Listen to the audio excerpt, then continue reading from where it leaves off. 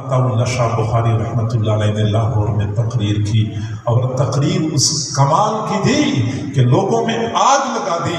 مجمع کو بھڑکایا۔ لوگ حضور صلی اللہ علیہ وسلم کی محبت میں بے قابو ہو رہے تھے، چنانچہ لوگ سڑکوں پہ نکل آئے۔ حکومت نے ان لوگوں کا راستہ روکنے کے لیے کرفیو نافذ کر دیا، لیکن لوگوں کا سیلاب رکنے والا نہیں تھا، چنانچہ انہوں نے ناموس رسالت کی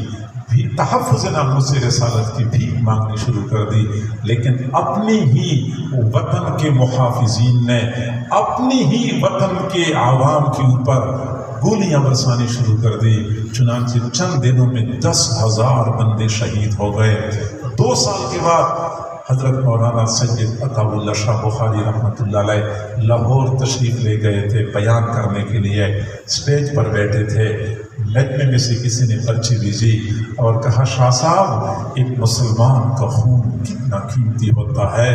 آپ نے 2 سال پہلے یہاں تقریر کی تھی جس کے نتیجے میں 10,000 بندے شہید ہوئے، بچے یتیم ہو گئے، والدین بے سہارا ہو گئے، عورتوں کے سہاگ اجڑ گئے، ان 10,000 شہداء کی خون کا حساب کون دے گا؟ جب حضرت مولانا سید عطا اللہ شاہ بخاری رحمۃ اللہ علیہ نے پرچی پڑھ لی تو سیدھے ہو کے بیٹھ گئے اور فرمایا، تم کیا کہتے ہو؟ تم ان 10,000 شہداء کی بات کرتے ہو؟ میں یہ کہتا ہوں حضور صلی اللہ علیہ وسلم کے زمانے سے لے کر آج تک جتنے لوگوں نے ختم نبوت کی خاطر یا ناموس رسالت کے تحفظ کی خاطر اپنی جانوں کے نذرانے پیش کیے ہیں، میں ان سب لوگوں کے خون کا حساب دینے کے لیے تیار ہوں۔ اور پھر فرمایا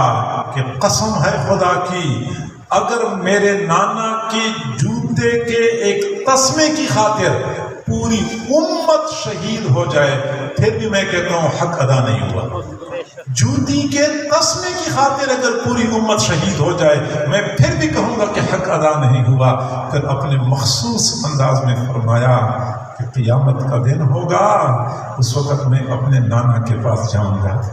میں اپنے نانا کے پاس جاؤں گا اور نانا سے کہوں گا کہ ایک تو آپ کے صحابہ کی جماعت تھی جو مسیلمۃ الکذاب کے خلاف لڑتے ہوئے شہید ہو چکی تھی، ایک میرے ساتھیوں کی جماعت ہے جو یہاں پہ 10,000 بندوں کی صورت میں شہید ہو چکی ہے، چونکہ دونوں جماعتوں کا مقصد اور نصب العین ایک تھا۔ اس لیے میری گزارش ہے کہ میرے ان ساتھیوں کو جو شہید ہو چکے ہیں مسیلمۃ الکذاب کے خلاف لڑنے والے اور شہید ہونے والے صحابہ کرام کی جماعت میں کھڑا کر دیا جائے۔ فرماتے ہیں میں امید نہیں کرتا، میں یقین کرتا ہوں کہ میرے نانا میری اس گزارش کو قبول کر لیں گے، میرے ان ساتھیوں کو ان صحابہ کے ساتھ کھڑا کیا جائے گا جو مسیلمۃ الکذاب کے خلاف لڑتے ہوئے شہید ہو چکے تھے۔ حضرت مولانا تاج محمود رحمہ اللہ تعالی